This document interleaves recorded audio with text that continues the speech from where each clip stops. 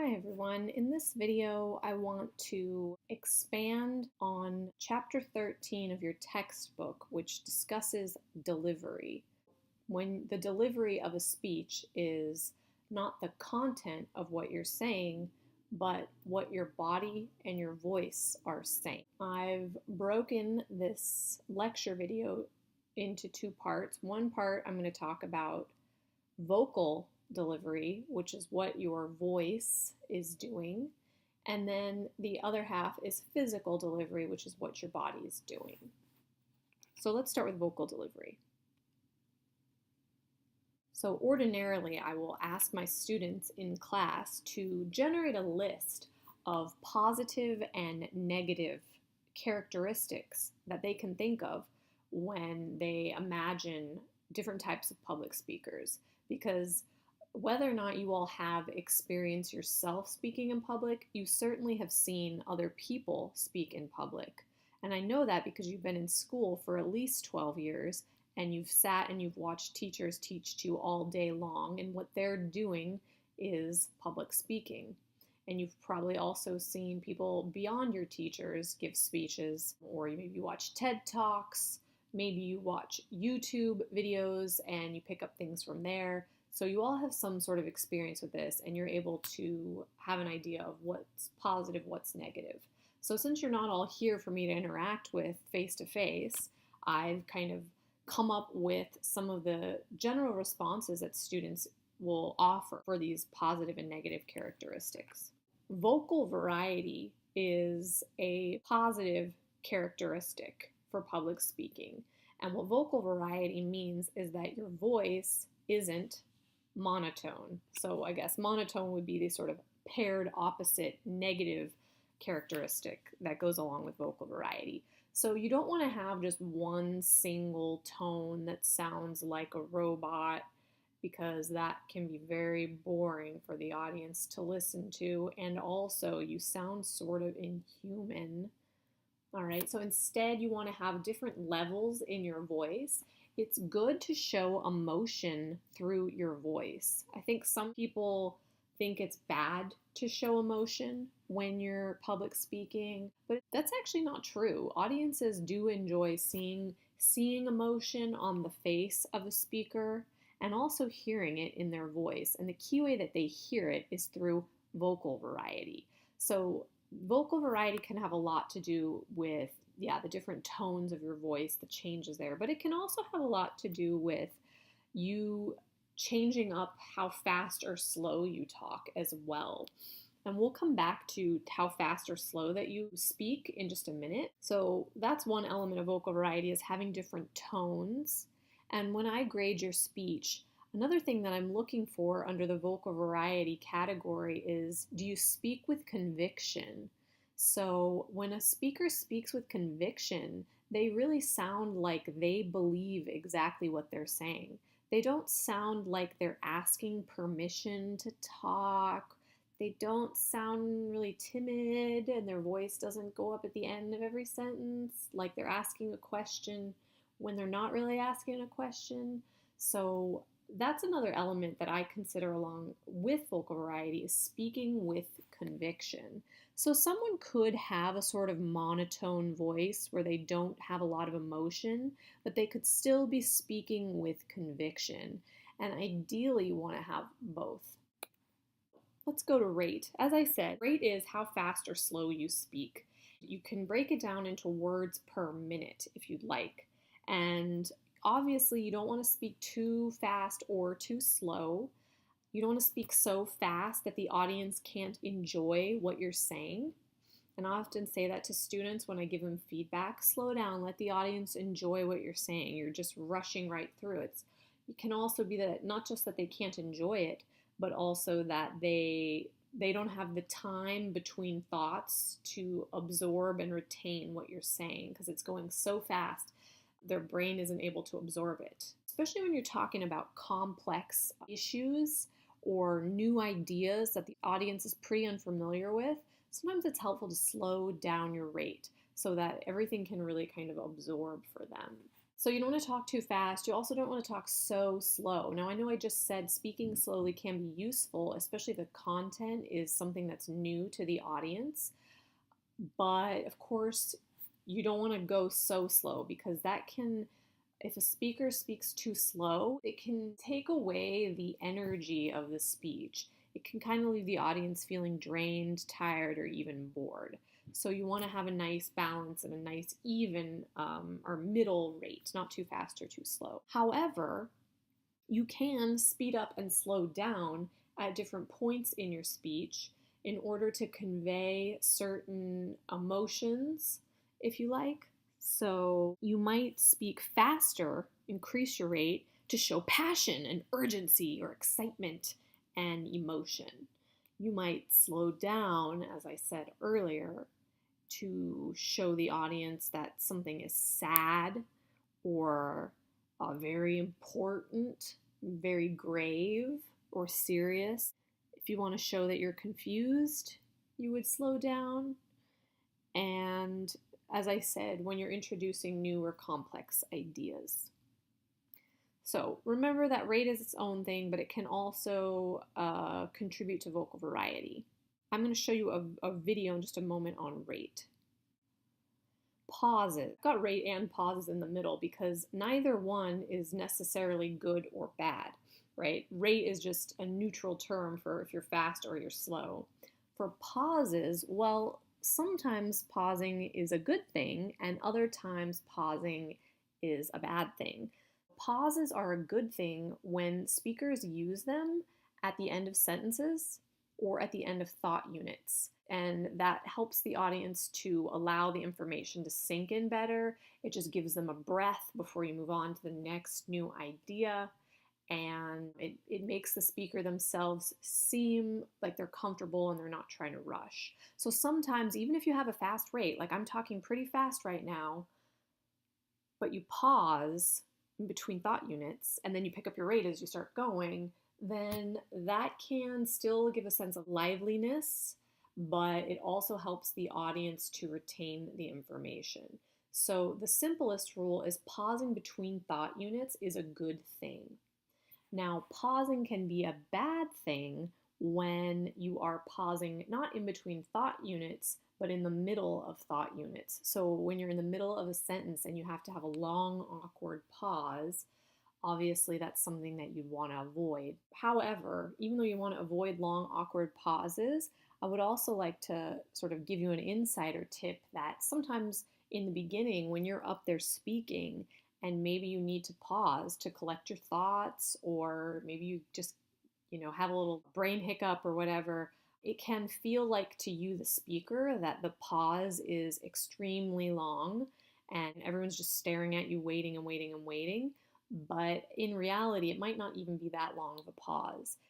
You don't want to have long, long pauses, but remember that when you're talking to people day to day, people pause all the time to collect their thoughts. So if you need to pause to collect yourself, just try to stay composed. You don't need to apologize. You can just pause, collect yourself, and then keep going when you're ready. It's not that big of a deal. Something else that I would include in this category of pauses, and this is when it can be something to avoid, are something called fillers or non-fluencies. Now, when I ask students, what do you want to avoid in public speaking? The first thing almost someone always says is, you don't want to say or So these words or sounds, and uhs, are called non-fluencies. So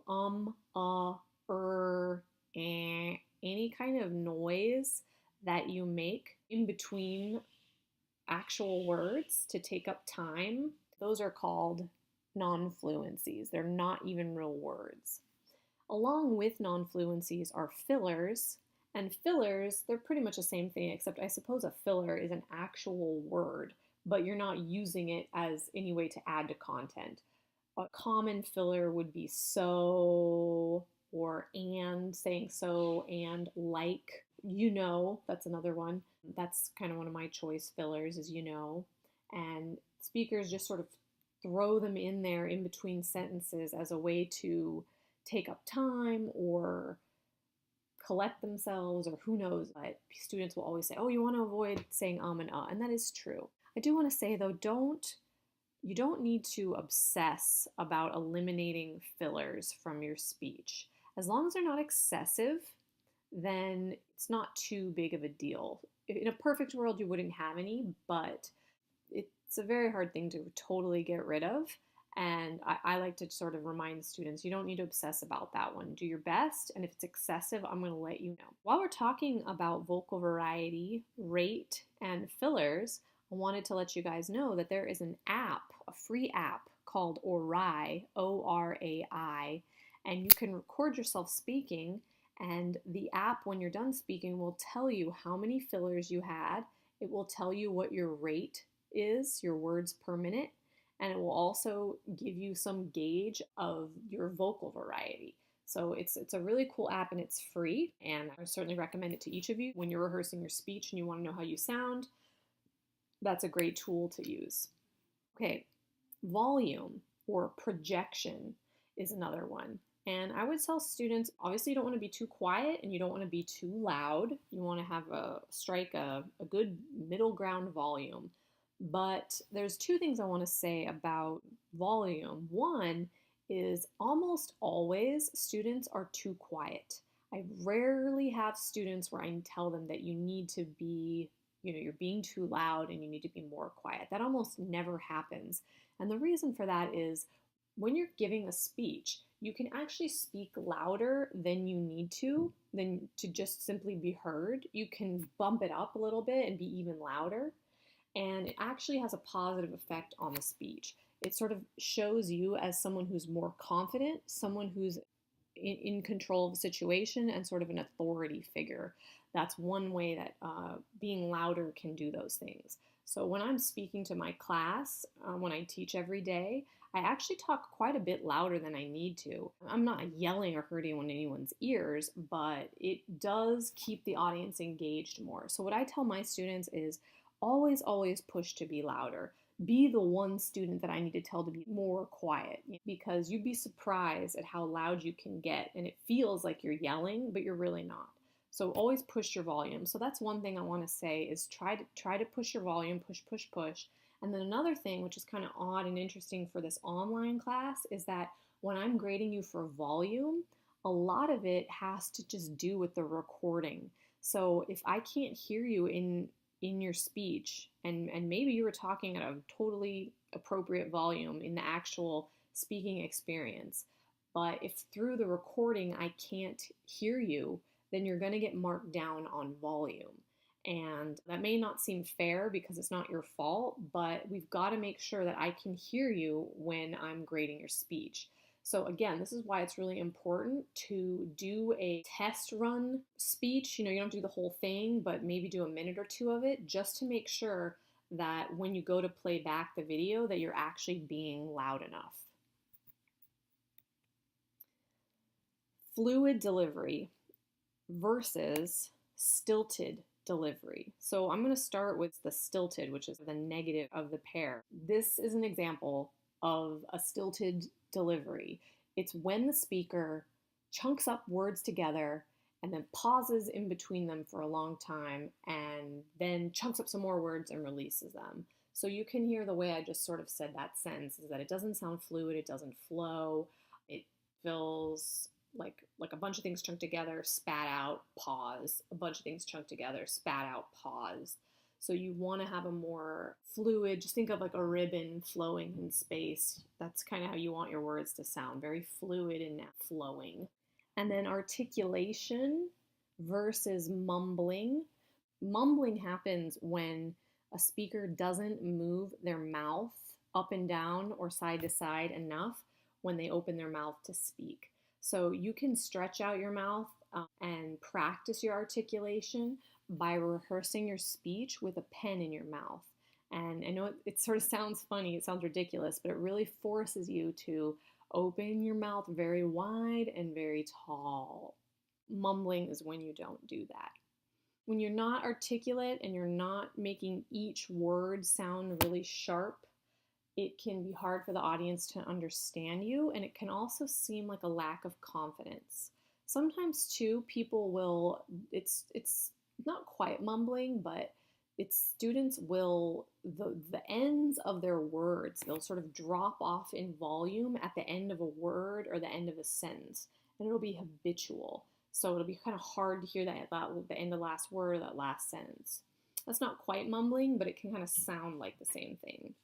So everything we've got here is a list of vocal qualities that you want to have when you're giving your speech, or things that you'd like to avoid in the vocal quality area. Right here I have a video of some different speaking rates, just to give you some examples. Our textbook tells us that the average rate, the conversational rate, is 120 to 150 words per minute. This first clip, I have 3 different people speaking at separate times. One is a news reporter named Dana Bash. She's the blonde. And then we have 2 senators.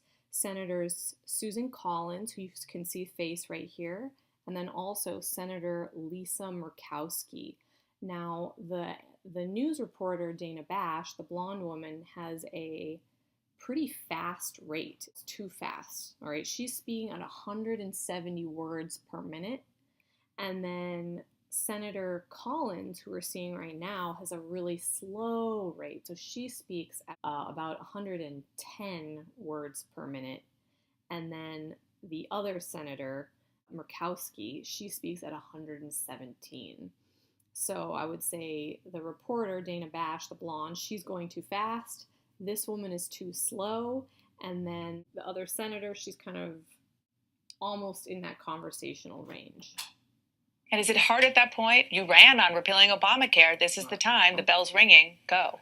I had an opportunity when we were at the White House. It's the second time that we were over there, and it was a very directed appeal that we need to come together as Republicans. I made a statement to the president with my colleagues and with his team there that I'm not voting for the Republican Party. I'm voting for the people of Alaska. I remember being so proud of you for saying directly to the president what your obligations were. And that's the way I feel too. The people of Maine don't expect me to be a rubber stamp. Okay, so as I said, Senator Murkowski, she is sort of closest to that natural conversational rate. Even she's a little bit on the slow side, but she's pretty close.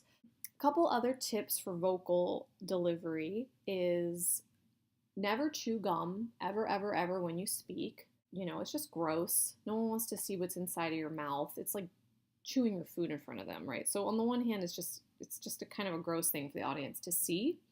And then on another level, it affects your articulation, because now you have something in your mouth that's competing with your proper articulation. So don't chew gum. And then this other thing I have right here is just, this is again the name of that app, Awori, that tells you how your rate, if you have any fillers, how many, and also your vocal variety. So it's a great app. Okay, so that takes care of vocal delivery.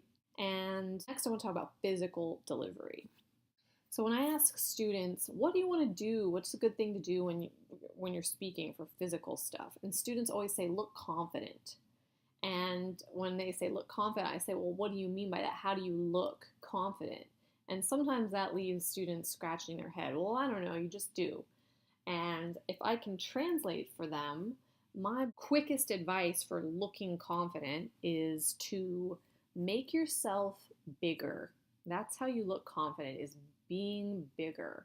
And then conversely, the way that you look not confident or scared or uncomfortable is by making yourself smaller. So we can go through each one of these qualities and think about how we can make ourselves bigger. With our hands, your hands are this great tool that you have to make yourself bigger. because as soon as you start gesturing, you could be making yourself twice as big, because if you keep your hands up and away from your body, then you're that much bigger. So you can make yourself bigger by using hand gestures. My advice for hands, and I'm going to show a video on this in just a moment, is try to keep them, when you're using them, above the waist and not really close to the body, right? You don't want your hands touching your torso. Then, especially if they're above the waist, but they're really close into your body, you can start to look like a Tyrannosaurus Rex. So you want them above the waist and then away from the body. And of course, you can just gesture naturally. In addition to making yourself look bigger, as awkward as you feel using hand gestures, I promise you, it makes you look like a more dynamic speaker, and audiences consistently rate speakers who use hand gestures higher in terms of competence. I've even done studies where they'll play TED Talks without volume and just have audience members make assessments about the speakers, and the ones who use the most hand gestures are always rated the highest. So definitely use your hands when you're talking. For feet, how can you make yourself look bigger with your feet? Well, you can by moving around. It's common for students to want to stay in one place when they're speaking, and you can do that, but you can look that much more engaging and dynamic if you're actually using up the space that you're presenting in. Why not? It also gives you something to do with your nervous energy. Moving down to posture, I'm going to sort of segue here to posture. When you actually move your feet purposefully by walking the floor, it can stop you from doing this really negative thing that some people do when they don't move around, is they'll shift. They'll shift back and forth in if they're just standing in one place, or they'll rock side to side or front to back, or they'll put their one foot behind their back like a flamingo. For posture, again, these are things that you want to avoid because it makes you look smaller than you are. If you aren't going to move around and actually walk, then at the very least, make sure that you have a nice, comfortable, and pretty wide stance, and that you're not sticking your feet one foot behind the other, and you're not rocking back and forth. Going back up to hands, make sure you're not putting one hand behind your back. Make sure you're not putting your hands in your pockets. Make sure that you're not touching your face or playing with your clothes or playing with your hair. Again, you want to make yourself look bigger, and you want to have hand gestures that are purposeful, above the waist and away from the body. And then for posture, you want to have nice, sort of solid stance with your feet. And then in terms of the upper part, you want to be standing up straight. If we're just focusing on upper body posture, when we have people who slouch when they speak, not only does it make you look less confident because you're making yourself smaller, but it also affects your voice. If you're slouching over, then that's going to bring down your volume because you're going to be talking to the floor, and it also just doesn't look as good. Last thing is eye contact. You want to ideally be having your eyes up and scanning the room. So looking at each audience member or each section of the room for a few seconds and then shifting to a new section and so on. You don't want to stare at one section or one person for too long, but you're still making contact with each of them. Now, if this is too much for you to do in the beginning, which it can be a little scary sometimes looking people in the eye, and for some speakers it can make them lose their place. If you're one of those people, great trick is to just maybe don't worry about making eye contact with people, but definitely keep your eyes up. So head level, so just maybe look to the back wall of the room that you're speaking in with your eyes up at head level. Another trick is if you are ready to actually try to look at people, but you're not quite ready to look them in the eyes, you can look at people's mouths and they won't be able to tell the difference. And it can kind of take away the intimacy or the kind of that sort of intense quality of looking people right in the eye. but you definitely want to avoid looking down or looking off to the side of the room or something like that. So make yourself as big as possible. And if you think about it, why does making yourself bigger look more confident? Well, just think about what animals or small children do when they're scared. They cower and they make themselves smaller to either hide or protect themselves. And human beings are animals too. So even though we're not in really any mortal danger or anything like that, we do have a tendency, even if we don't realize it, when we're uncomfortable, we make ourselves smaller. So it may very well be when you're giving your speech that you are uncomfortable, and so you'll want to make yourself smaller, but you can fight that urge and you can learn to recognize when you're doing it and to take the steps to stop doing it and make yourself bigger. So just remember that when you're giving the speech, you're in charge. You're the boss of the room, okay? So you need to show that with your body language. And that doesn't mean you have to be domineering and annoying or anything like that, but it's just about projecting confidence and taking up space in a comfortable way. So we're going to watch this video on hand gestures. What to do with your hands when you're speaking? It's a very common question. First, here's what not to do. Don't clasp your hands in front of you. Don't clasp them behind you. Don't put them in your pockets. Definitely don't cross your arms like this or even like this. What do you do? Here's tip number 2. Keep your hands above your waist. Keep your hands above your waist, above your belt line. If you do, you'll find that your hands naturally follow your words and gestures. For instance, you might say, there are 3 conditions. If you hold up 3 fingers, people may not remember what your 3 conditions are, but they will remember that you had 3. You could say something like, out there in our community, and your hands will naturally go that way. You could say, in my opinion, or in my experience, and your hand or hands will naturally go this way. Either way, if you keep your hands above your belt line, your hands will naturally follow your words and add impact to what you're saying. Tip number 2, keep your hands above your belt line. Thank you. So that iterates my earlier advice to keep your hands above your waist, and then I'm also encouraging you, when appropriate, to pull them away and outside of your body.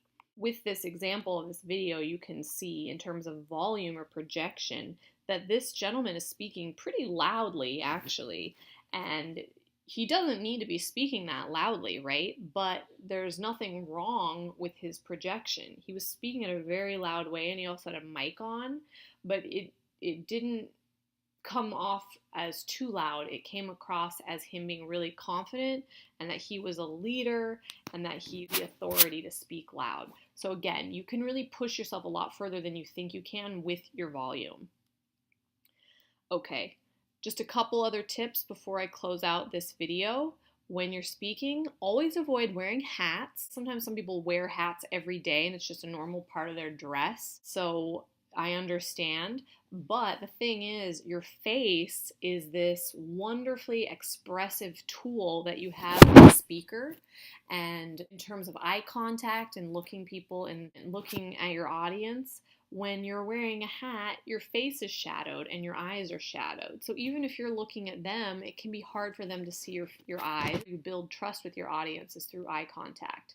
And when you have on a hat, or I've even seen sometimes students go up and wear sunglasses when they speak, which is just a total no-no, all right? You need to be able to look people in the eye in order to build a rapport and let them feel comfortable with you. So hats, sunglasses, stuff like that, it's having your hair in your face, anything like that takes away from that. And then another question, students will say, oh, you should dress up when you speak. And I know some teachers do make students dress up for speeches. And for my class, what I say is I don't require anyone to dress up. You can wear whatever you like. I would suggest that you wear something that you're not going to fuss with in the middle of your speech. If you know that you have a tendency to put your hands in your pocket, maybe don't wear something with pockets. If you're going to play with a zipper, don't wear zippers. things like that. But I don't require people to wear fancy clothes, and that's not because I don't think it's a good idea necessarily. I just don't want to make anyone go out and spend a bunch of money on fancy clothes.